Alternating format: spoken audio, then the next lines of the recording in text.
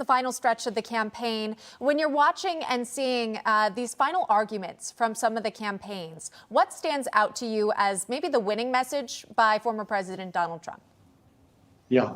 Well, I think number one is the cake is pretty well baked, and the emphasis is getting people out to vote. That's what's important. Is early voting's underway, and people need to get out there and vote. But what I hear from Kansans continuously is the open border, safety and security of your family. 92% of Kansans don't feel safe in their own homes anymore. And then next, of course, is the cost of gas and groceries. But I tell you what really moved the needle this last week is this garbage, this trash comment on the part of Biden and Harris, that those people that were on the sidelines that maybe weren't going to vote, that comment was so infuriating. You know, it goes back to this egotistical Democrat Party of today saying that people that don't live on the coast, that we cling to God and our religion and our Bibles, that we're deplorables, and now we're trash. At least they could have called us recyclable trash. But I think that's really what's going to move the needle and people get out to vote today. And that story went even further when a stenographer raised a concern. Again, the Associated Press put out that the White House altered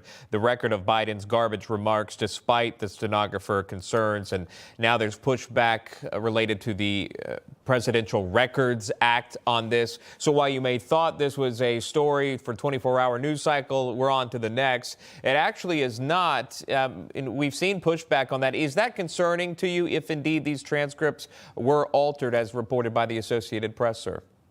Well, I think this is the next chapter on why don't Americans trust their federal government anymore. We see our jobs numbers again were doctored as well, and we got a very horrible jobs report today.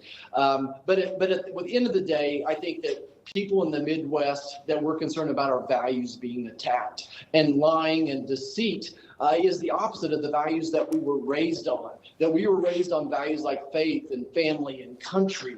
And here we have a Democrat Party, the leading candidate for the president of the United States, and the Democrats thinks that boys should compete in girls' sports, that we should be paying for transgender surgeries, that boys should be in girls' locker rooms. One more example of our values being attacked. Yeah, plus, you know, at least online, there were some photos of folks dressed in garbage bags, whether it was out trick-or-treating or if they were even heading out to the polls to cast their ballot. So it might have backfired on the president, even with those off-the-cuff comments. Let's move on to this, shall we, Senator? You wrote an op-ed for Newsweek, and in it, you've criticized the Biden administration, saying they've declared war on American agriculture. We cannot forget about our farmers, by the way. You write, where the Trump administration rolled back harmful regulations to empower farmers, Biden has expanded them, stifling innovation and suffocating our agriculture sectors. Biden's veto of a bipartisan effort to reverse the burdensome waters of the U.S. regulations only adds insult to injury. And of course, you highlight President Biden here. But do you see a differentiation between President Biden's approach to this versus what potentially a President Harris would take?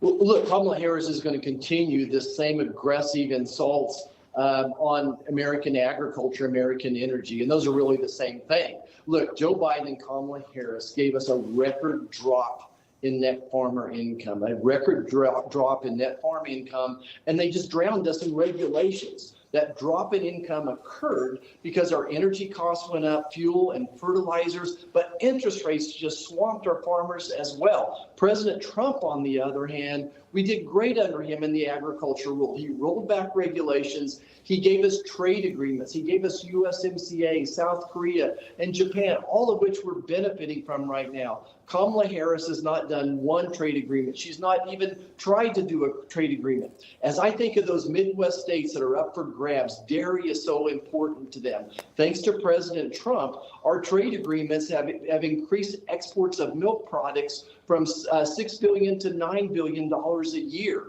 So President Trump has always prioritized agriculture. Every time I see President Trump, he asks me, Roger, how are your farmers doing?